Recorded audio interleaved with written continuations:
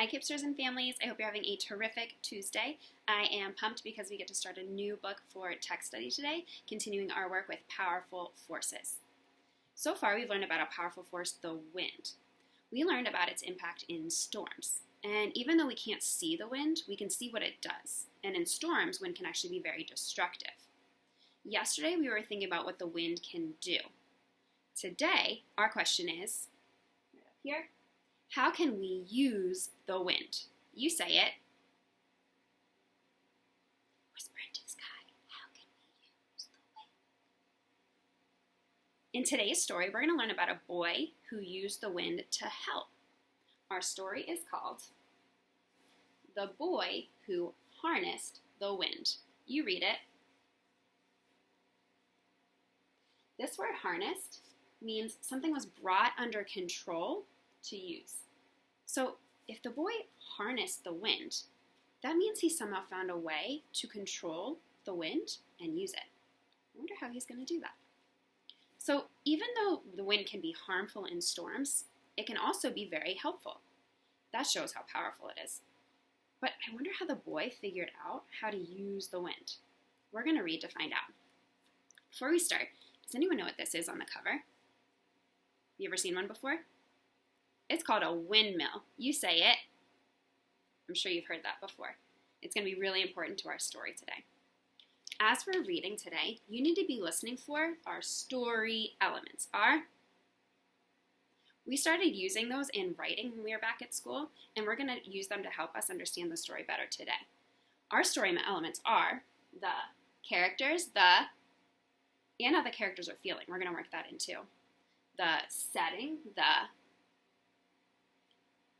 problem, and the solution, and I added in the lesson learned there too. We're going to talk more about that tomorrow.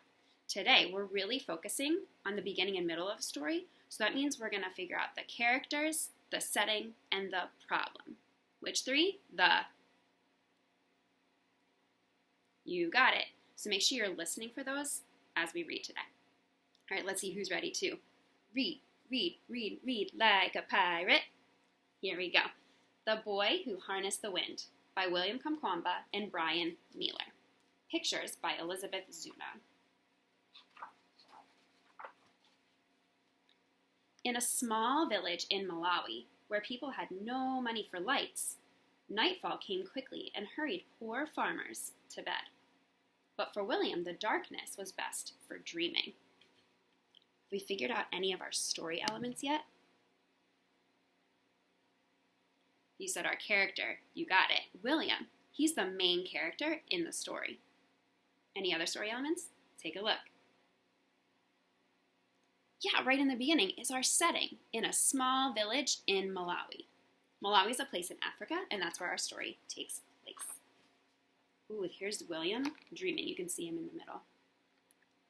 He dreamed of building things and taking them apart, like the trucks with bottle cap wheels parked under his bed, and pieces of radios that he'd crack open and wonder, if I can hear the music, then where is the band? His grandpa's tales of magic also whispered in the pitch black of his room. Witch planes passed through the window, while ghost dancers twirled around the room, as if 100 men were inside their bodies.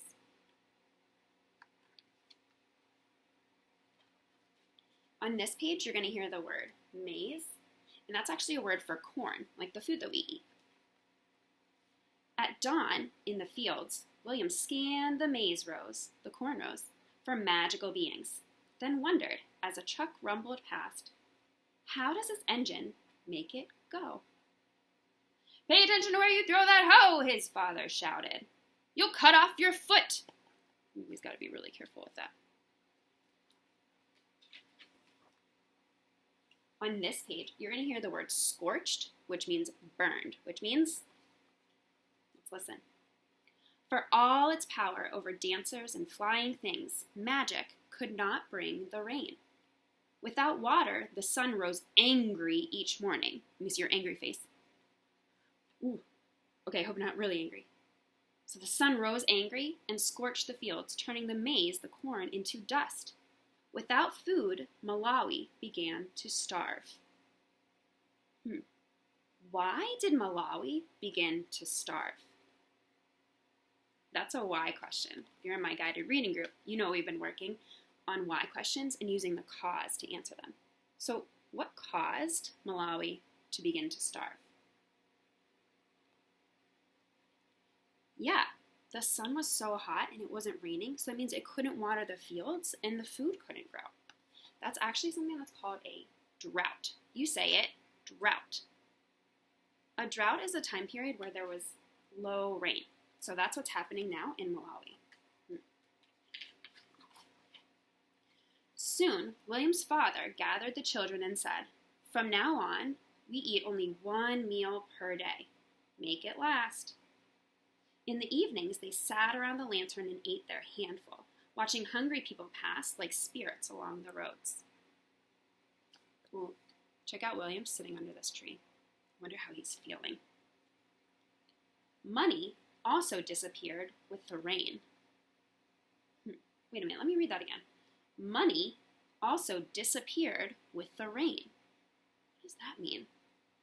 Well, I know disappeared means it's gone and it's not there anymore. And we know the rain disappeared because it's been so hot and they're in a drought, meaning there's no rain. But then it also said money disappeared.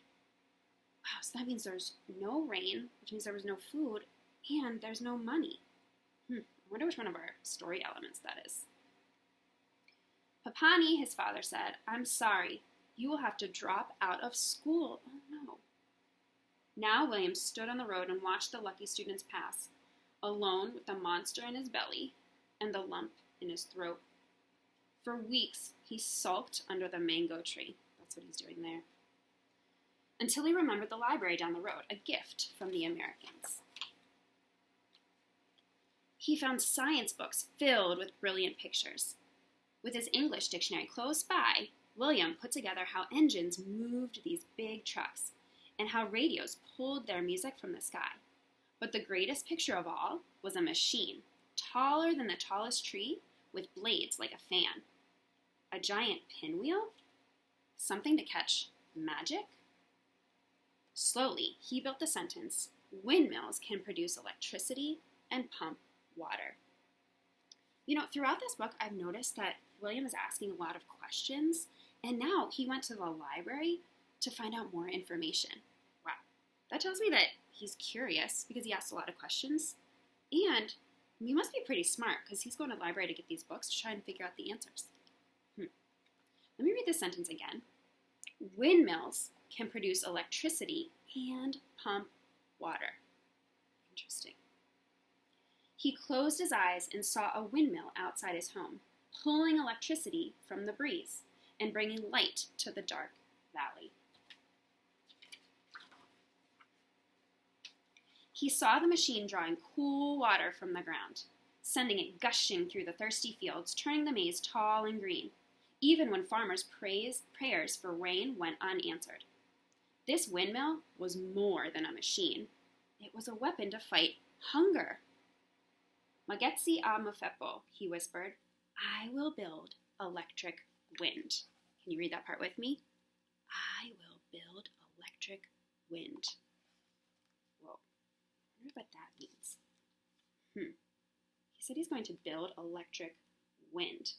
And we know they didn't really have electricity, but he was talking about this windmill. So I wonder what all of that means.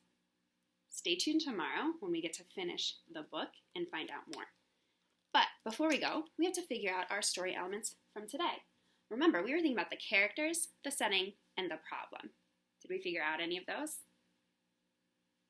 Yeah, we definitely talked about some of them, and I want to see if you could figure out the problem. So we know the main character was who? Wait, it was who? Yeah, his name is William. And one of the other characters was actually his father. So we have that on our chart up here. William and his father. And we also figured out our setting, which was a small village in Malawi. Whoops, we'll let that go. So we have our setting, which was a small village in Malawi. Now, what was the problem in the story? Yeah, it was that drought that was happening in Malawi, where there was no rain, no food, and no money. So what was the problem in the story? Yeah, exactly. So today, for your exit ticket, you are going to represent and draw a picture of these story elements. So you need to show a picture of the characters, the setting, and the problem. Take one more look at the chart. Get that picture ready for your brain. You can also just pause the video too and check it out. But send that picture to your teachers to show your exit ticket with the character, setting, and problem. And stay tuned tomorrow where we're going to read the rest of the book to find out the solution. Get right to work. Keep growing those brains. Miss you guys.